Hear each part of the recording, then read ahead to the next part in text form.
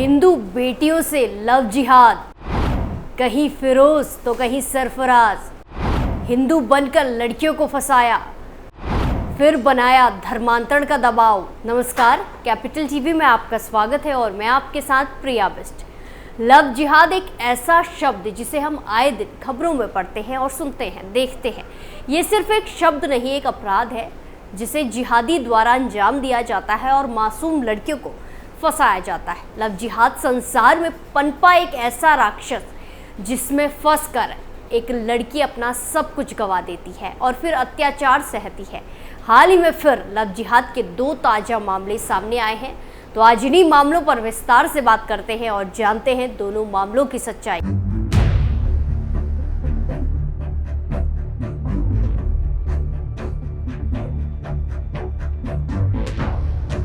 प्यार सरहद नहीं देखता, प्यार मजहब नहीं देखता, प्यार उम्र भी नहीं देखता, लेकिन प्यार के नाम पर धोखा किया जाए तो ये कैसा प्यार हो सकता है।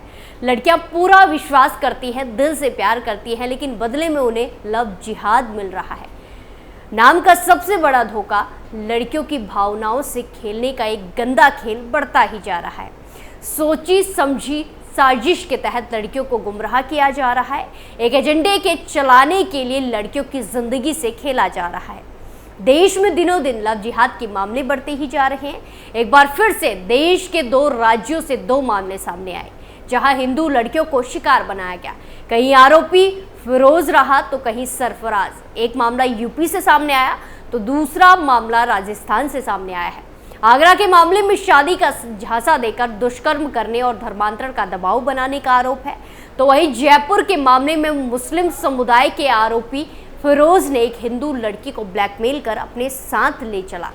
ऐसे में चलिए दोनों मामलों पर विस्तार से बात करते हैं। पहला मामला यूपी से सामने आया है जहां एक नाबालिग को शिकार बनाया गया।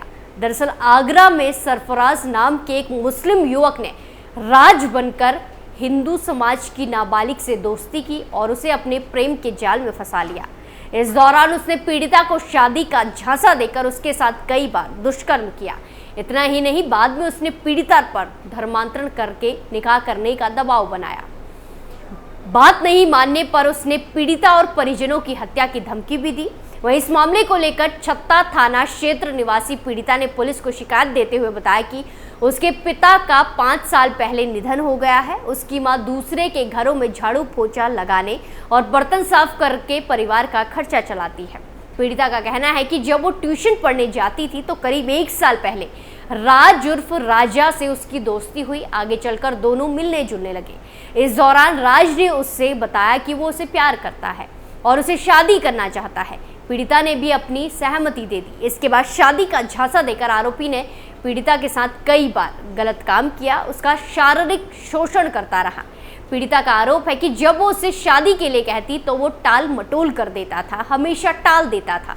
एक दिन बहुत जिद करने पर राज ने कहा कि शादी के लिए पीड़िता को धर्म बदलकर मुस्लिम बनना पड़ेगा। पीड़िता ने बताया कि उसे पहली बार पता चला कि जिसे वो राज समझ रही थी असल में वो सरफराज है, वो एक मुस्लिम है।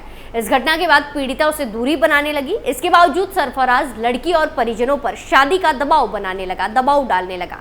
इससे तंग आकर पीड़िता और उसके परिजनों ने आरोपी से कहा कि लड़की बालिग हो जाएगी तो वो शादी कराएंगे।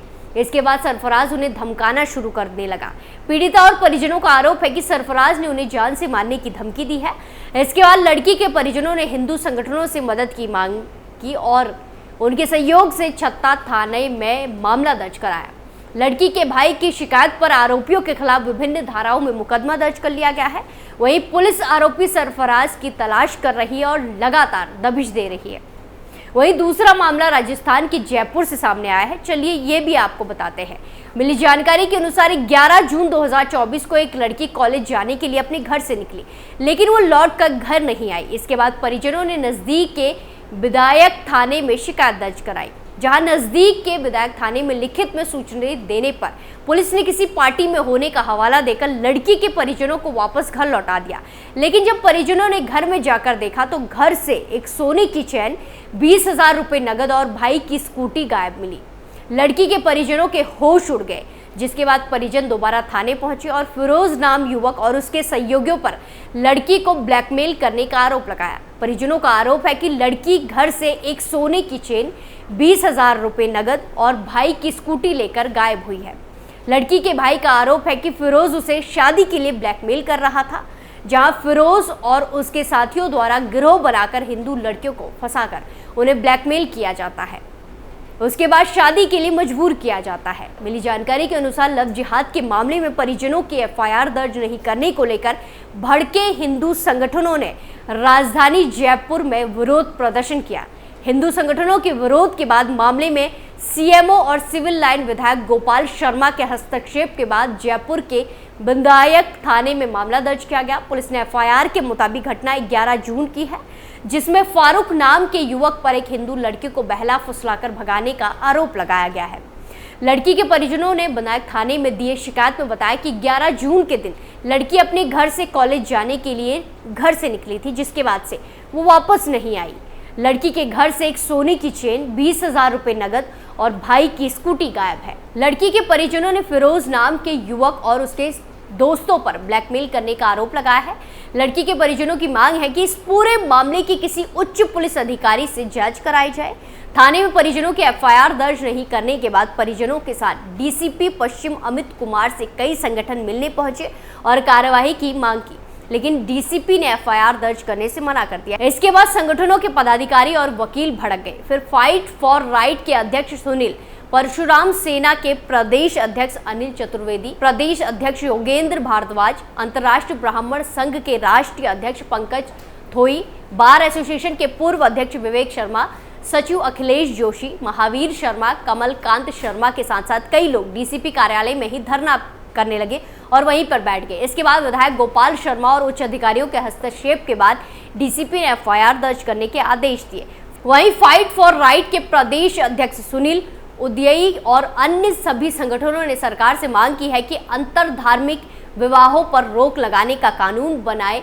इससे सांप्रदायिक तनाव बढ़ रहा है, बच्चों के साथ अप्रिय घटनाएं बढ़ रही हैं, हत्या कर सूटकेस और फ्रिज में डालने जैसी घटनाएं हो रही हैं। मध्य प्रदेश और उत्तर प्रदेश में उच्च न्यायालय ने भी इस संबंध में ऐसी शादियों को अवैध घोषित करने के आदेश दिए हैं। इस संबंध में सरकार और प्रशासन ने यदि कड़े कदम नहीं उठाए तो बड़ा आंदोलन किया जाएगा। देश में लव जिहाद को लेकर लगातार मामले बढ़ रहे हैं। लड़के नाम बदलकर लड़कियों को अपने जाल में फंसा रहे हैं और अलग अलग पैतरे आजमाकर अपनी करतूत को अंजाम दे रहे हैं। लव जिहाद और धर्म परिवर्तन को लेकर पूरे देश में कड़े कानून है, लेकिन इसके बावजूद भी इस तरह के मामलों में बढ़ोतरी हो रही है, इजाफा हो रहा है। इस तरह के कोई ना कोई मामले हर रोज सामने आते हैं। लड़कियों की भावनाओं के साथ सिर्फ इसलिए खिलवाड़ किया जाता है ताकि उनका धर्म परिवर्तन किया जा सके, धर्म बदला जा सके। ऐसे में लड़कियों के लिए ये भी जरूरी है कि आंख बंद करके किसी पर विश्वास न करें, क्योंकि बाद में पछताना पड़ सकता है।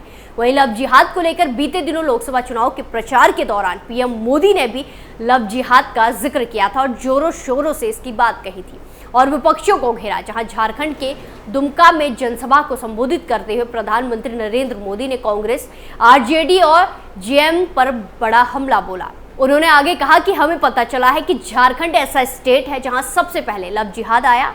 प्रधानमंत्री ने कहा कि कांग्रेस पार्टी ने आदिवासी समाज की सच्चाई को सामने नहीं आने दिया। प्रधानमंत्री मोदी ने कहा कि यहाँ घुसपैठिए आदिवासियों की जमीनों पर कब्जा कर रहे हैं और इस घुसपैठियों की वजह से हमारी आदिवासियों की बेटियों की सुरक्षा खतरे में पड़ गई है। आदिवासी बेटियों की 50-50 टुकड़े कर कर हत्या की जा रही है। किसी आदिवासी बेटी को जिंदा जलाया जाता है। पीएम मोदी ने इसी के साथ ये भी कहा कि 4 जून के बाद भ्रष्टाचारियों और अपराधियों पर एक्शन तेज होगा और देखा जाए तो जिहादियों पर तगड़ा एक्शन हो रहा है। लव जिहाद के मामले लगातार देश में बढ़ रहे हैं, लेकिन जिहादियों को पीएम मोदी की चेतावनी नहीं भूलनी चाहिए कि 4 जून से तगड़ा एक्शन होगा। एक बार फिर मोदी सरकार बन गई है तो अब जिहादियों की खैर नहीं है, अब अच्छा इलाज होगा जिसे भोगने के बाद जिहादियों की अकल ठिकाने लग जाएगी। इस पूरे मामले में आपकी क्या राय है, कमेंट करके जरूर बताएं। स्पेशल स्टोरी में आज के लिए इतना ही, फिर पेश होंगे नए मुद्दे के साथ। बाकी तमाम खबरों के लिए देखते रहिए कैपिटल टीवी उत्तर प्रदेश। नमस्कार।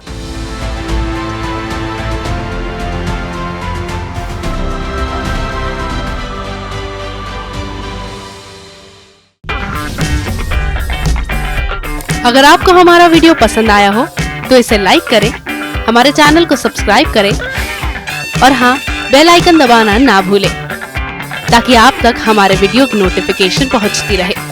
आप अपना सुझाव हमें कमेंट बॉक्स में दे सकते हैं। हमारे साथ जुड़ने के लिए शुक्रिया।